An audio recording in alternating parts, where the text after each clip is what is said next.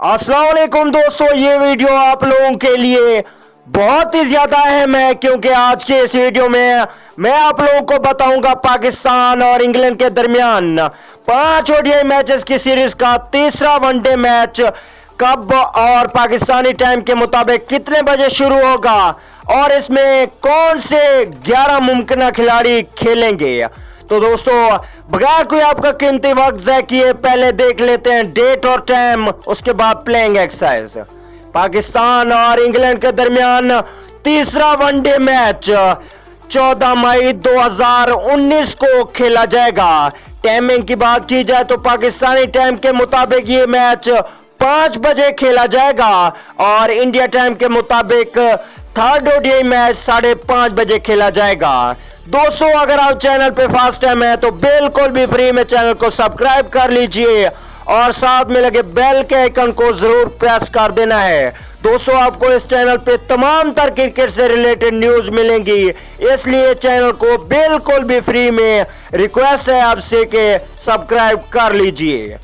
तो दोस्तों playing exercise में ओपनिंग पे होंगे इमामुल हक पहले नंबर पे, दूसरे नंबर पे होंगे फखर जमान जिसने सेकंड ओडीआई मैच में 138 रन की शानदार इनिंग्स खेली थी। इसके अलावा बात की जाए तीसरे नंबर पे होंगे बाबर आजम जो कि संभल कर इनिंग्स खेलते हैं।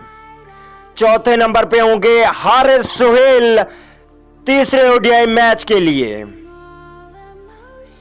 पांचवें नंबर पे होंगे कप्तान सरफराज अहमद। अगर बात की जाए छठे नंबर की तो छठे नंबर पे होंगे पाकिस्तान क्रिकेट टीम के बैक हिटर आसिफ अली। सातवें नंबर पे एक तब्दीली की जाएगी दोस्तों, फहीम अशरफ को बाहर बिठाया जाएगा और शुएब मलिक या मोहम्मद हफीज में से एक खिलाड़ी को तीसरे ओडीआई मैच में मौका दिया जाएगा। ज्यादातर चांस शुएब मलिक के हैं क्योंकि मोहम्मद हफीज इंजरी से मुकम्मल सेहतयाब नहीं हो पाए हैं।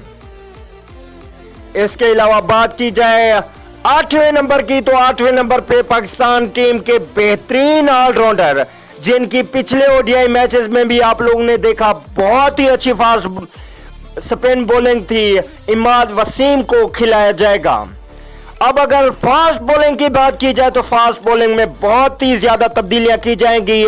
तीसरे ओडीआई मैच में शहीन शाह अफरीदी को बाहर बिठाकर जुनैद खान को मौका दिया जाएगा। तीसरे वनडे मैच में जुनैद खान बहुत ही अच्छे फास्ट बॉलर हैं, इसलिए जुनैद खान को मौका दिया जाएगा।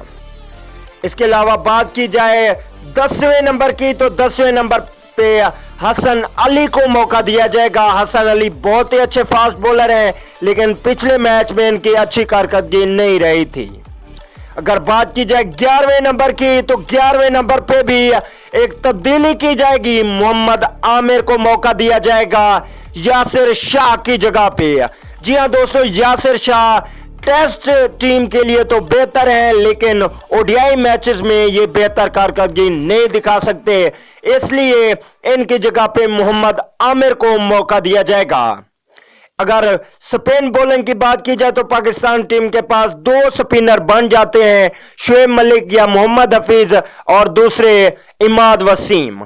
तो दोस्तों कमेंट करके जरूर बताइएगा कि आप लोगों को ये प्लेइंग एक्सरसाइज कैसी लगी, ये कॉम्बिनेशन पाकिस्तान क्रिकेट टीम के लिए फायदेमंद हो सकता है या नहीं और शुएब मलिक या हफीज में से किसको मौका देना चाहिए।